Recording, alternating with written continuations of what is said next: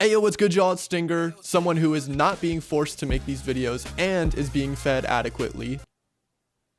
And today I'm going to be going over everything you need to know when making vintage soul samples from scratch. And in today's 9-part tutorial, we're going to be covering literally everything, ranging from sound selection, the chord progressions to use, how to do counter melodies, drums, how to make your melody sound human and realistic, as well as post-processing and some extra effects. So without any further ado, the sample that we're going to be breaking down today sounds a little something like this.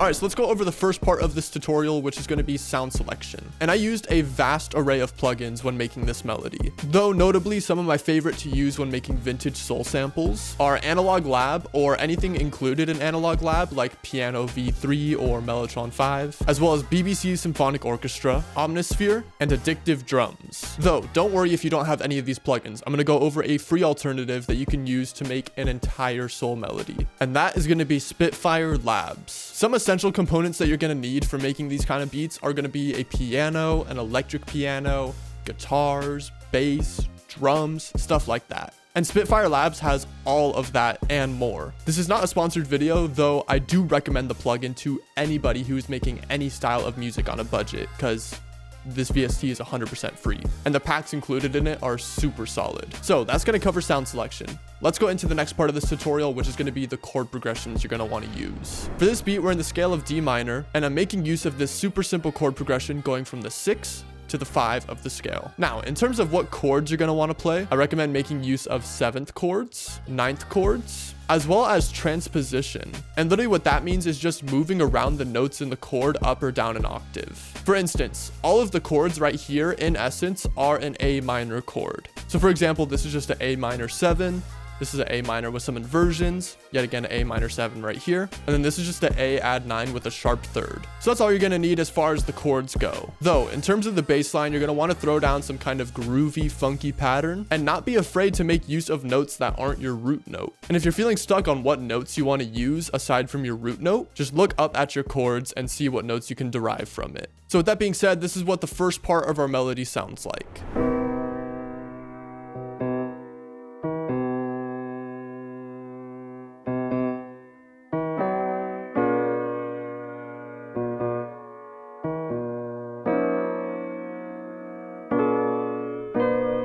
And you may notice that the melody sounds very human, and you might wonder how I'm achieving that. But don't worry, I'm going to go over that later on in the tutorial. But that's going to completely cover chord progressions. So let's go into the next section, which is counter melodies. And for any kind of lead or counter melodies, I always have this one tip, and that is to use the 5th of your chords. So the first chord that we play in our main melody is an A sharp major. And to get the 5th of that, all we're going to do is put this up by 7 semitones. So as you can see, we have the 5th of the first chord and the 5th of the second chord right here. And then once you have those notes, you could build the rest of your melody around them. So I make use of this technique with this brass-like sound,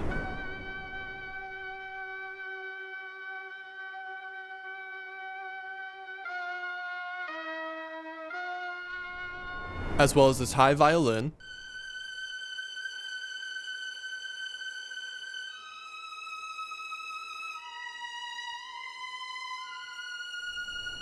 and this bell.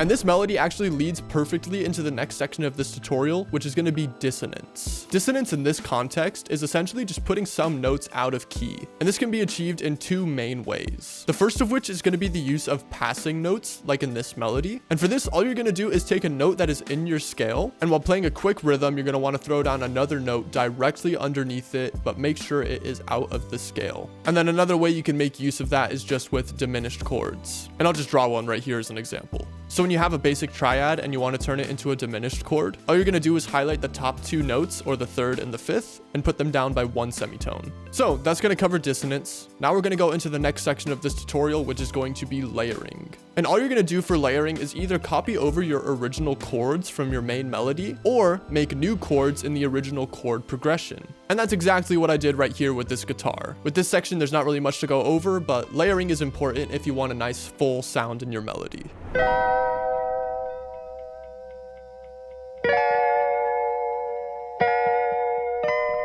And now, the next 2 things we're going to go over pretty quickly, the first of which is going to be bass. And all we're doing for our bass line is essentially the same thing that we did for our original piano melody. And that is just having the root notes play a nice groovy pattern, and then throwing in some additional notes that aren't the root notes. And then the next section that I'm going to quickly cover is going to be the drums. Now for the drums, I'm using Addictive Drums with the Modern Soul and R&B kit. Though, as I mentioned earlier with Spitfire Labs, there's a super clean and tight drum kit you can use with that. And all we're doing is playing a super simple drum pattern that complements the groove of the melody.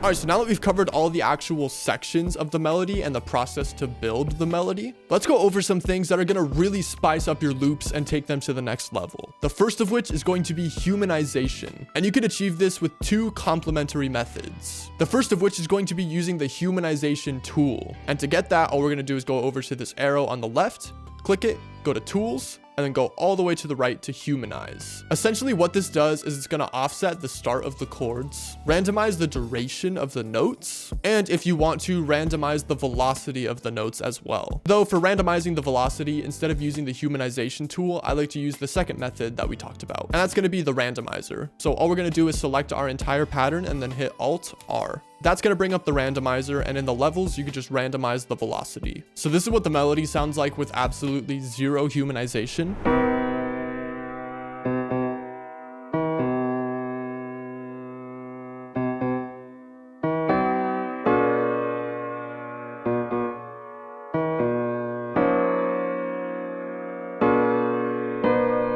And this is what it sounds like with the humanization yet again.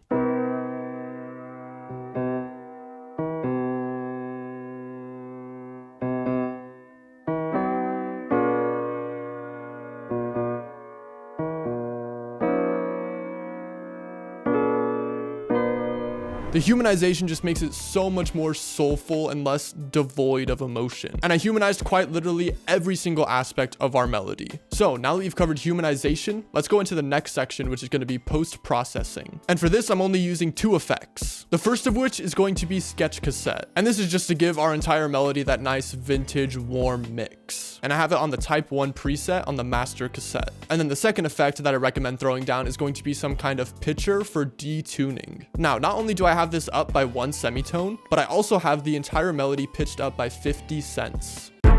This is something that's completely optional, but it's something that I feel makes the melody super unique, because people aren't used to hearing songs that aren't in typical keys. So yeah, you're gonna want to throw down some kind of vintage style effect like sketch cassette or isotope vinyl, and then optionally you're gonna want to detune your melody. And then the final thing that I want to cover is just gonna be additional effects. Throwing in things like wind chimes or vinyl crackling or any kind of ambience can really assist with giving your melody a sense of theme and atmosphere. So with this, I just have down some wind chimes, and then through sketch cassette, I just have down some vinyl hiss. So with all of that being said, this is what the final product sounds like.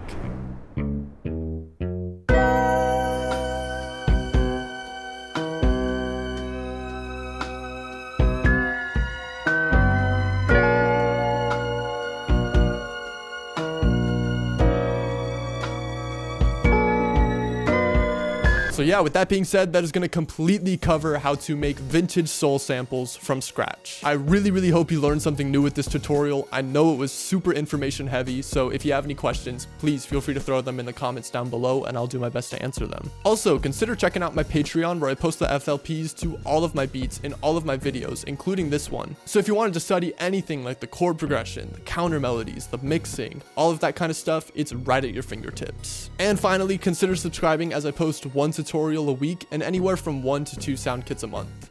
Other than that, it's gonna be it. Peace.